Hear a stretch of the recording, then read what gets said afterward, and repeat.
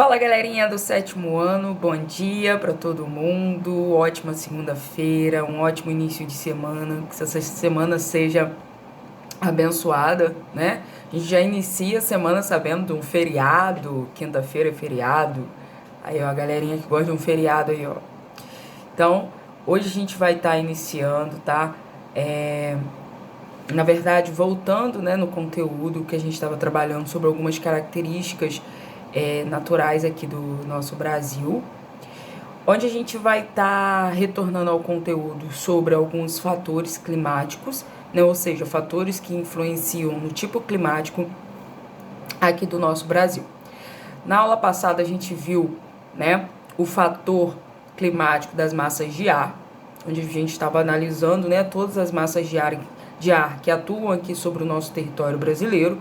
E aí a gente estava vendo, né, sobre a questão da formação de cada uma delas, que algumas se formam sobre o oceano, outras se formam sobre o continente, e que essas massas de ar interferem diretamente, né, no lugar onde elas atuam, porque elas carregam com elas as características de onde elas estão se formando, né, onde elas se formam.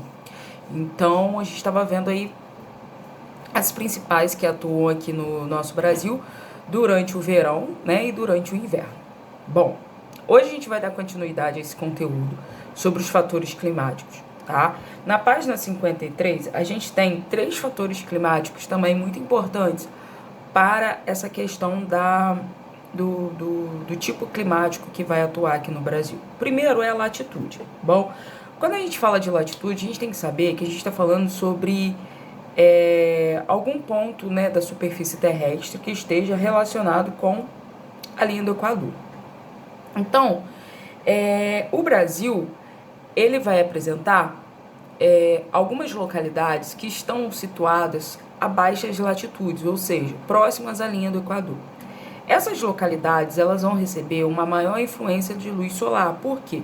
Porque nessa porção da superfície terrestre, né, onde a gente tem ali a linha do Equador, é a porção da Terra, do planeta Terra, onde a gente vai receber a maior intensidade de luz solar, né? Então, quanto mais próxima à linha do Equador, significa que mais quente, né, mais irradiação solar, mais intenso será a radiação solar, né? Ou seja, a superfície será mais aquecida. Então, essas áreas do Brasil que apresentam latitudes baixas, né, que estão mais próximas à linha do Equador, elas tendem a apresentar uma temperatura mais elevada em comparação a outras localidades do Brasil, ou seja, que estejam mais distantes da linha do Equador. Por exemplo, nas latitudes que estão, por exemplo, ao sul do Trópico de Capricórnio, ou seja, que está lá embaixo do nosso país, vamos dizer assim, né? Os raios solares, eles vão incidir sobre essa localização com mais inclinação. Então, significa que essa área, ela vem recebendo menor intensidade de luz solar. Então, ou seja, vai apresentar temperaturas menos elevadas. Ao contrário da região mais ao norte do nosso país, que é uma latitude mais próxima a 0 graus, né? Ou seja, mais próxima à linha do Equador. E aí os nossos raios solares serão menos inclinados e essas áreas irão receber maior intensidade de luz solar. Então, a latitude é um fator também que explica essa dinâmica climática aqui do Brasil, tá? Uma outra coisa é a altitude do relevo. A gente estava vendo, né, nas nossas últimas aulas sobre os relevos, né? Nós falamos um pouco sobre planaltos, planícies e depressões. Quanto maior for a altitude, pessoal, quanto maior for a altitude, mais baixa será a nossa temperatura, tá? Ou seja, quanto mais o lugar estiver numa altitude considerável, mais baixa será a temperatura daquele ambiente. Basta a gente pensar nas áreas de serras aqui do estado do Rio de Janeiro, né? Se a gente for a Friburgo, for a Teresópolis, for a Petrópolis, que são cidades que estão um pouco elevadas, né, acima do nível do mar, então elas vão apresentar grandes altitudes comparadas a outras áreas aqui do estado do Rio, e por isso que elas vão apresentar temperaturas mais baixas, né, por causa dessa questão da altitude. Então,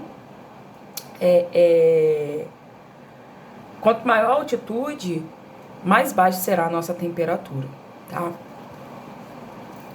Um outro fator que a gente tá vendo aí na página 53 é sobre a proximidade do mar. A gente chama isso de maritimidade aqui na geografia, tá?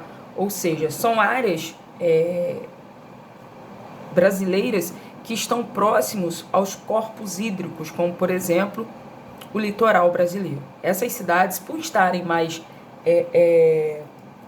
mais próximas ao mar, né, ao oceano, elas vão sentir grandes variações de temperaturas ao longo do dia, tá?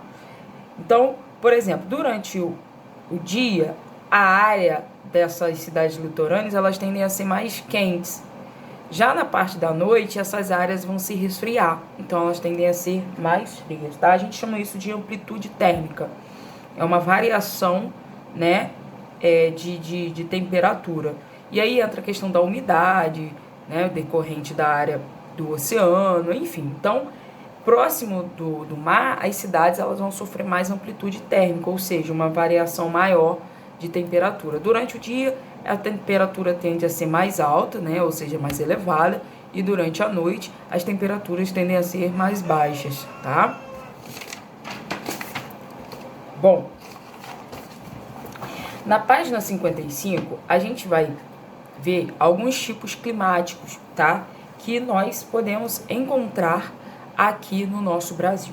Os principais são o equatorial semiúmido, que é encontrado lá na região norte. Percebam na página 55, no nosso mapa do Brasil de climas, a gente tem aí a distribuição climática do nosso território. Lá na porção, ó, de Roraima, parte do Pará, a gente vai ter um clima equatorial semiúmido, tá? Ou seja, um clima quente, considerado um clima quente, um clima semiúmido, ou seja, não é totalmente úmido. A gente vai ter porções da parte do ano em que essas localidades vão apresentar grande variação de chuvas, né, pluviométrica, e outras não, outras estações mais secas. Além do equatorial semiúmido, nós temos o equatorial úmido, que pega praticamente toda a região norte, né? Esse clima, o equatorial úmido, ele surge, vamos dizer assim, né? Ele é característico da nossa floresta equatorial, né? Que é a floresta amazônica aqui no Brasil. É a grande responsável por influenciar o clima equatorial úmido. É um clima totalmente quente e totalmente úmido. Na região norte, devido a esse clima ser equatorial úmido, né, a gente vai ter uma distribuição de chuvas praticamente ao longo do ano, tá? Devido aos fatores climáticos, principalmente por causa da floresta amazônica. O próximo clima é o tropical semiárido, que está praticamente ali na região do sertão nordestino. É um clima quente, tá? Porém, um clima seco, tá?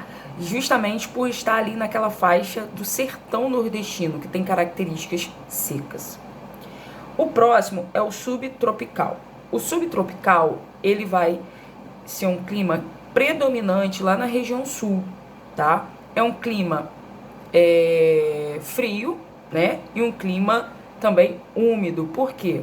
Porque o clima subtropical, ele recebe influência da massa polar atlântica, ou seja, é uma massa polar que se forma sobre o Atlântico. Então, se é uma massa polar, eu já sei que é fria, né? Isso se forma sobre o Atlântico, então ela é úmida. Então, na região sul, a gente vai ter também uma grande variedade de distribuição de chuvas ao longo do ano, justamente por possuir esse clima subtropical.